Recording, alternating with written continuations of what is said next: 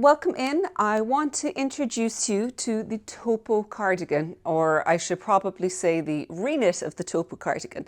This is an original pattern from several years ago in a Scrumptious Knits book, and the yarn is no longer available, so we tested out different new yarns to find one that is going to work really well.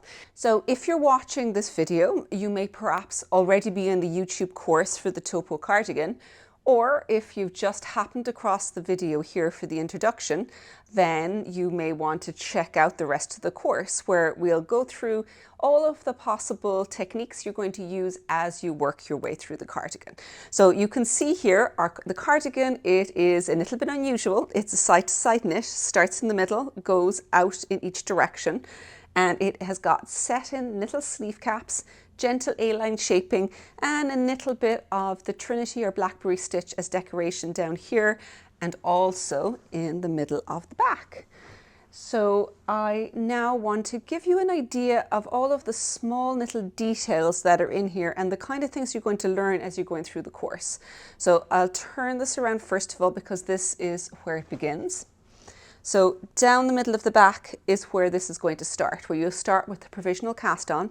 We'll be using the invisible provisional cast on, working across in one direction, and you will also see here this wider triangle, and that is short row shaping. So you use German short rows to create this triangle to shape it so that you get that A-line shaping.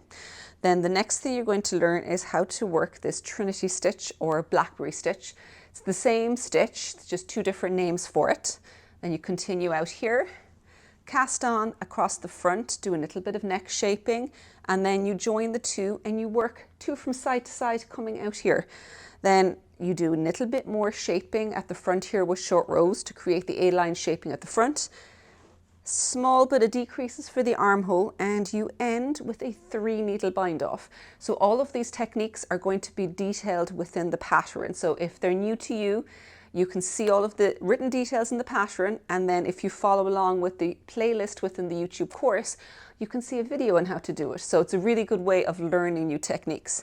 And the final little bit you're going to do here is you're going to go pick stitches up around here and create a short row little sleeve cap. It's a very useful sleeve cap, and in fact it's something you can add to all sorts of other garments as well.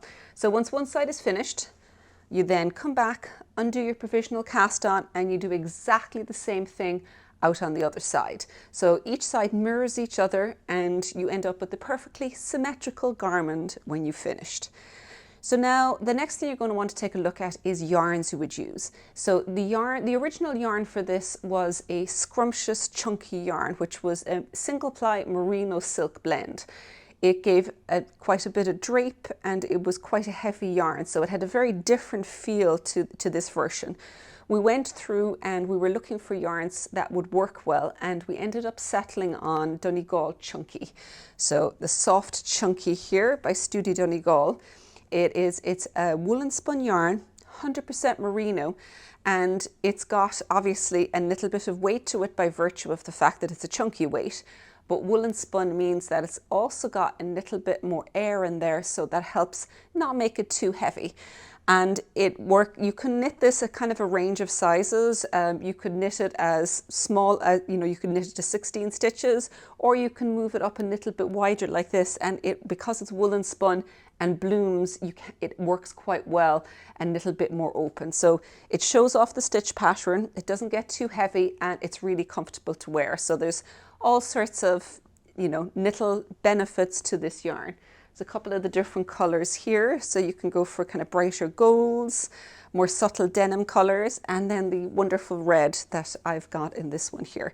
So that's just a little bit about the yarn, and I think you've probably got most of the information you need now to actually knit your cardigan.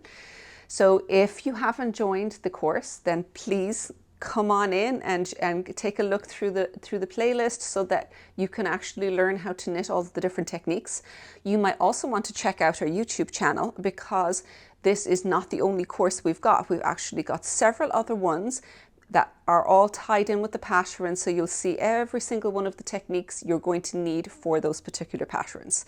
And don't forget to subscribe so that you'll find any new courses that we put up. And thank you for joining me in my intro to Taupo today.